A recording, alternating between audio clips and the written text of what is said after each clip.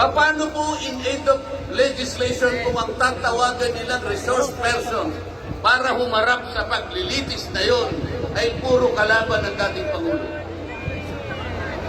Alam po ninyo lahat yon. Pinagtatanong nila yung Pangulo base doon sa mga sinumpaang salaysay at affidavit nung kanyang mga inusig nung kanyang panahon sa war on drugs. Hindi naman ipinatawag ang mga taong maaring makapagbigay sa kanya ng tulong upang ipaliwanag ang war on drugs. Hindi ipinatawag ang mga solicitor general sa kanyang panahon. Hindi ipinatawag ang mga chief PNP upang magpaliwanag kung ano ang war on drugs. Puro kalaban ang dating ko. Yung mga abogado kasama niya para magtanggol sa kanya, hindi pwedeng magsalita. Sapagkat ang tuntunin sa mga komite, ikaw ay papayagan lamang para payuhan mo ang kliyente mo sa kanyang karapatan. Ngunit paano mangyayari na ang kliyente nila ay papayuhan sa kanyang karapatan kung bubulungan lang siya? Ay makikita siya ng isang chairman doon. Attorney, huwag mong bubulungan yan. Iko-content kita.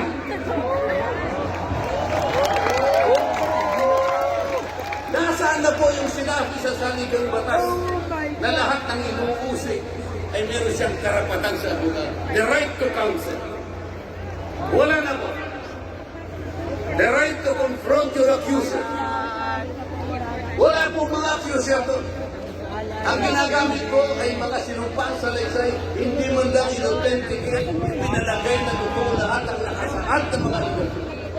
Anong gagawin ng isang tao sa harap ng ganito na walang rule of law at walang due process? Ito po ang pinag-umpisahan ng kaguluhan at pagkakahatiran.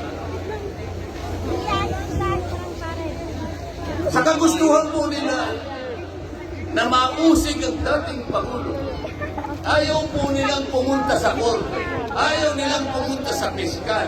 Ano po ba ang sinasabi ng mga desisyon ng Korte Suprema? Kapag ka napatunayan nyo ang isang tao ay maaaring nakagawa ng kahit anong paglabat sa lahat ng batas, anumang batas, dalhin ninyo sa piskalya, dalhin ninyo sa korte. Yun ang tamang paraan. That is the rule of law. Ngunit bakit? Bakit kayong Quadcom ang gumagawa? Ang Quadcom ay hindi piskal.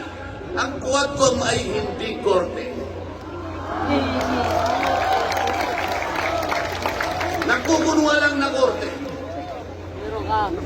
Yung mga chairman ng 4 na komite doon, wala ni isang abogado. Pero naalala ko yung isa doon, kamukha ni Attorney Agaton.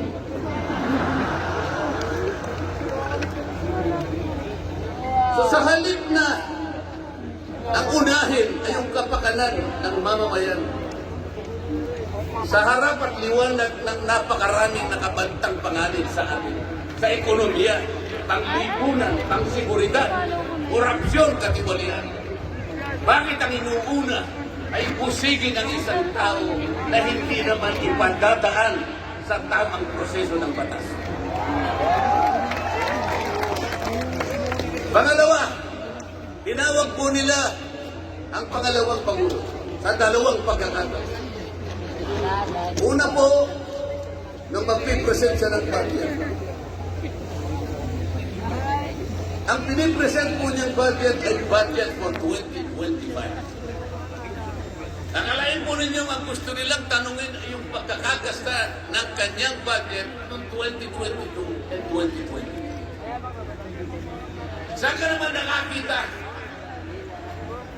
ng ganong klaseng direksyon?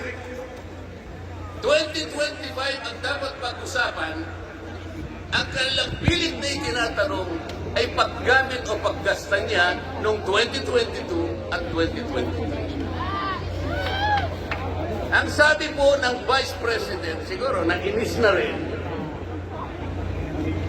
I forgo my opportunity to defend this 2025 budget and I leave it to the discretion of the House of Representatives as presented. Oh, ayaw mo nilang tanggapin. Ang ibig sabihin, ayaw ko nang idepensa sa inyo. Bahala na kayo. Kung anong gusto nyo ibigay sa akin, bahala na kayo. Ano pong ginawa nila? Hindi. Pinakailangan masagutin mo lahat ito. Walang exempted dito.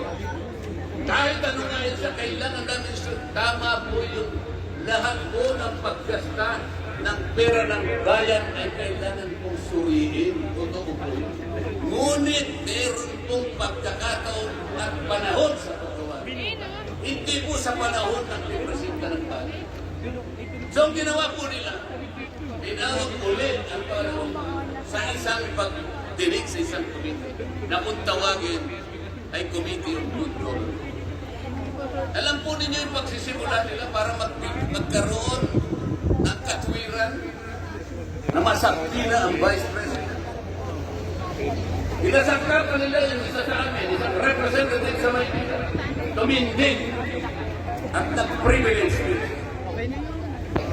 Yung subject matter po ng kanyang privilege speech ay kaugnay po ng budget na pinagtatalunan na po sa plenaryo at sa committee. Sa tuntunin po ng House of Representatives, no one should avail of the privilege hour if the subject matter is related to a pending bill.